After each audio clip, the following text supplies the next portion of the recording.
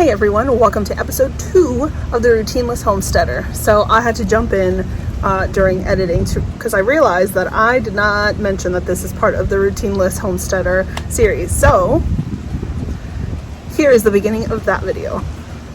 Hey everyone, welcome to I Dream of Homestead. I'm Josephina and today I'm going to be harvesting a bunch of carrots and celery. It's getting really hot outside.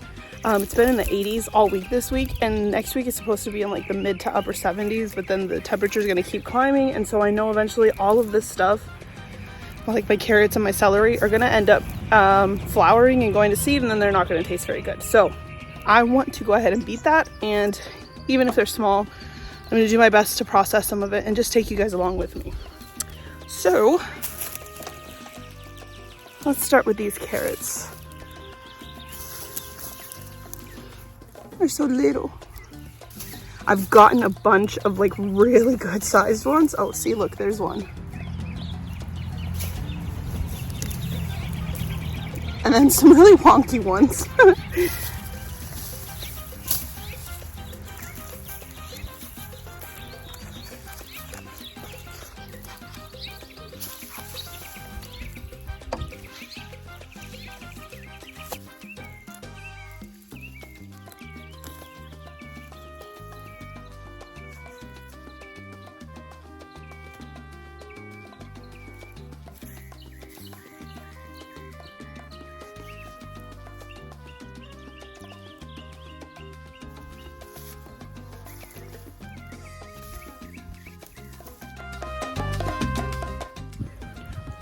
These are so cute.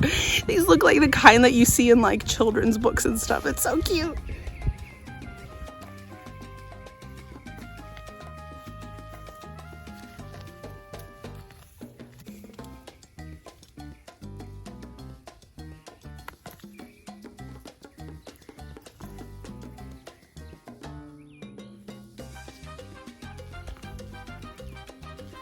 Okay, so this next bed is the one that makes me nervous.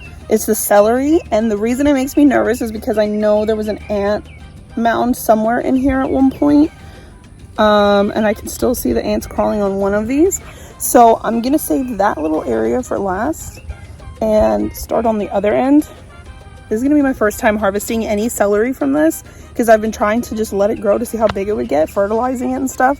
And I am thankful that I read from a lot of people that homegrown celery usually ends up being a lot thinner and a lot smaller than what you see in stores. I'm not sure what kind they use in stores that get so big or what they do, but I'm just gonna appreciate what I have here, and I'm gonna do the same with this. I want to chop a bunch to freeze, and then with the rest I do want to dehydrate it and turn it into a powder because I really want to make some chicken bouillon powder.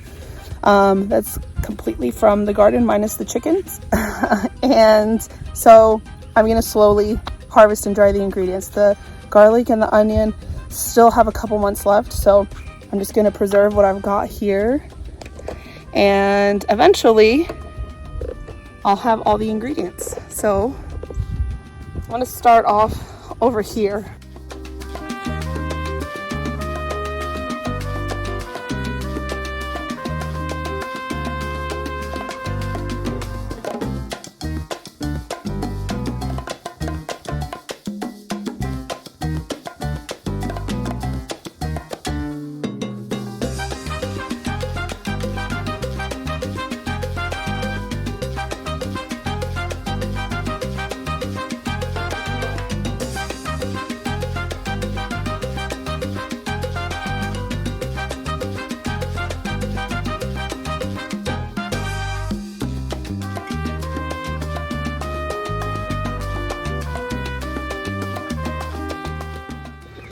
All right, and now because I don't want to take in a bunch of dirt or ants, I've got this nifty basket that you can wash your veggies in.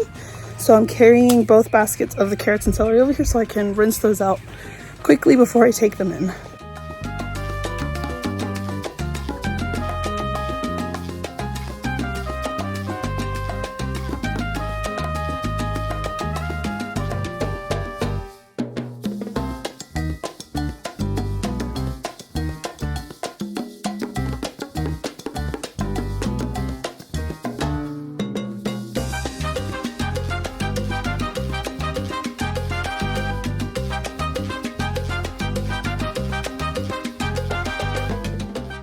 All right guys, we are back inside and now I have everything over here. I'm gonna fill up my sink with some cold water and I'm gonna add in some vinegar so that I can let them soak for a little while and make sure that any bugs that are living inside of any little cracks and crevices make their way out before I start processing anything, because the last thing I want is that extra bug protein. As great as extra protein would be, I don't want it. And maybe you guys didn't notice, but maybe you did. I'm just gonna put it out there because if not, I'm gonna keep thinking like, oh my God, people notice it, because my skin is going haywire. Like, I mean from head to toe, my skin is going crazy. So tomorrow I have an appointment with a dermatologist to figure out what the heck all of this is and what's going on, so I can hopefully get some relief, because my skin is just really unhappy right now. So moving on, we're gonna go ahead and fill up the sink with water and vinegar, like I said, and get all these veggies soaking.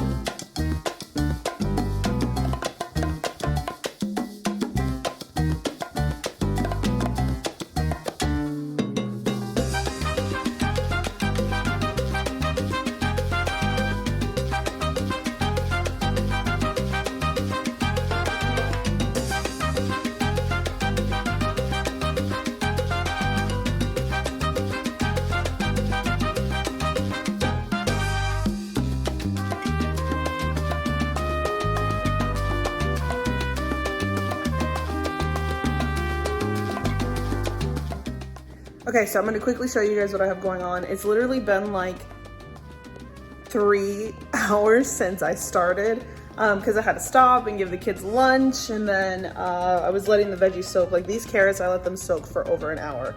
So let me show you. This is my pile of cleaned just pieces, like the green tops from the carrots and the little root ends that I started to remove. And then under it are like the celery stalks. They look dirty, but they're not. I gave them a good scrub. Just the ones that look rough and blemishy, that's all gonna be put into bags to freeze for future stock. This is the little pile of trash that came out of it. And then over here, I have all of the carrots.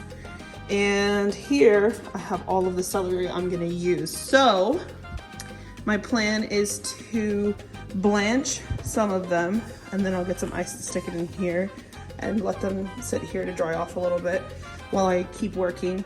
And then I'll move over here to my dehydrator and put some in there to dehydrate. I have some sheet pans just in case I can light with foil here. That way, just in case I can do it in the oven. I kind of don't want to do it in the oven because I'm setting up my camera. I'm sorry, guys. I don't want to overheat them because the lowest setting on my oven is 175 unless I'm doing like bread proof, and that's 95, which is really, really low, and that would take even longer. So I'm gonna fit what I can in my dehydrator and then do some of it in the oven, and I'll just kind of keep an eye on it and make sure that it's not like getting burnt or anything like that. Hopefully not. I've dehydrated like hibiscus in the oven and it worked really good. I just don't know what it's like for these kinds of vegetables. So we'll see and find out, and I will learn and know what to do and what not to do the next time. So let's get with the celery.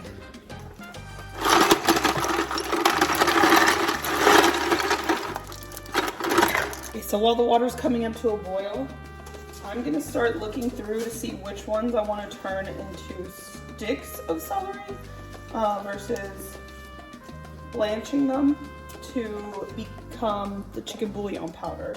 The extra pretty ones off to the side to turn into celery sticks that I'm gonna put into these jars with water. That way they last a little bit longer and my kids can just pull out of them and snack on them whenever they want. Same with me.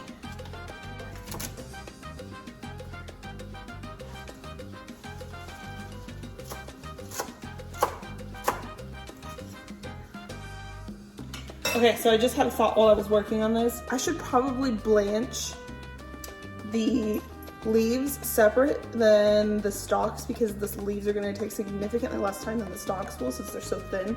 So I think I'm going to remove all of the tops first and then work on the bottom. So I'm going to put you guys in time lapse while I do the chopping of the veggies, and then I'll be back once everything's chopped up.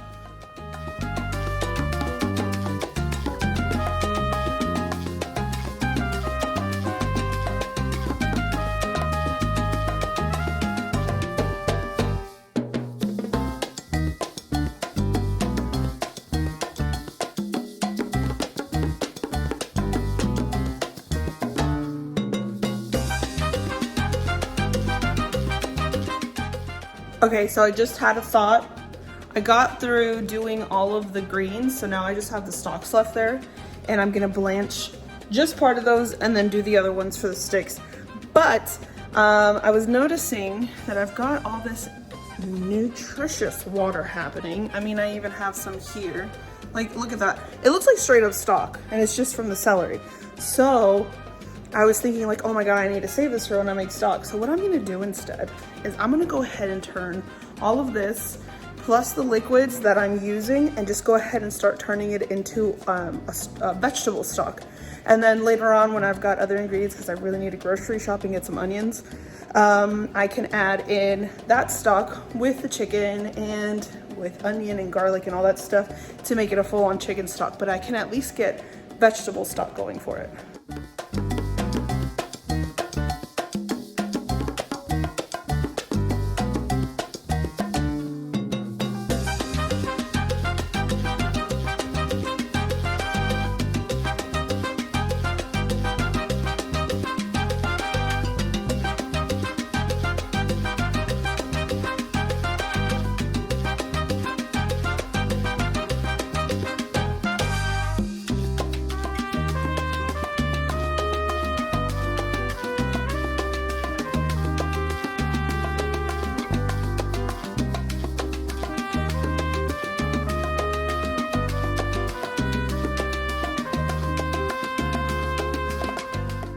I'm done blanching celery and I need more water, so I'm pouring all that celery water into my stock pot, and I'm gonna put some more water to boil for the carrots.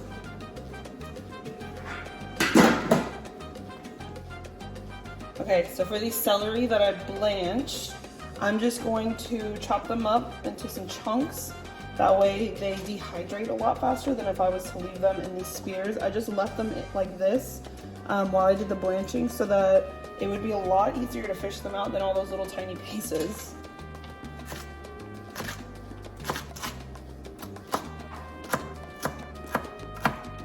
Okay, I've got one tray left for my dehydrator, so I'm gonna put these on that. Let's hope a bunch don't fall through the cracks. There's some pretty skinny ones in here. Right, so walking this over to my dehydrator.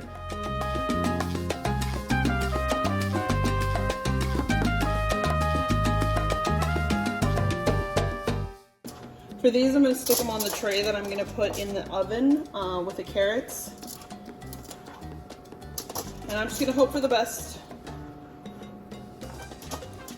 All of these are going to get powdered up together anyway, so I'll just leave the carrots on one half and this on another.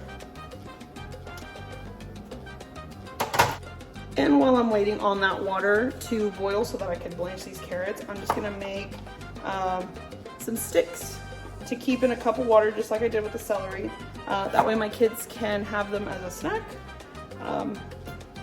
Or I could even use them in a recipe if I need it. So originally I thought I was just gonna dehydrate all of this stuff. Just like chop it and straight up dehydrate it. But then I started looking into what were the best methods for dehydrating these two vegetables. And I just kept seeing people talking about the fact that if you blanch the vegetables first, it gets rid of this enzyme in them that causes them to kind of go bad a lot quicker. And so when you do that, it kills off that enzyme and then it allows it to stay preserved a whole lot longer. So I wanted to make sure that I'm able to keep a harvest as long as possible. And so I'm gonna go with that method and see how long this will last me. Right now it's just gonna be carrots and celery in powder form, because then in a couple months when my garlic and my onions are ready to be harvested, then I want to take them and I want to do the same with them of dehydrating them and turning it into a powder so that I can mix it all together with some dehydrated chicken that's also been powdered, and always have some bouillon on hand, because as you guys have seen in a lot of my videos, I tend to do that where I'll forget to defrost some stock, or I've run out of stock and then I'm like, crud, I need to use some bouillon in place of that in my recipe. And I just don't want to keep buying store-bought when I literally have all of the ingredients growing to be able to make it, and it'll feel good. I mean, it already does.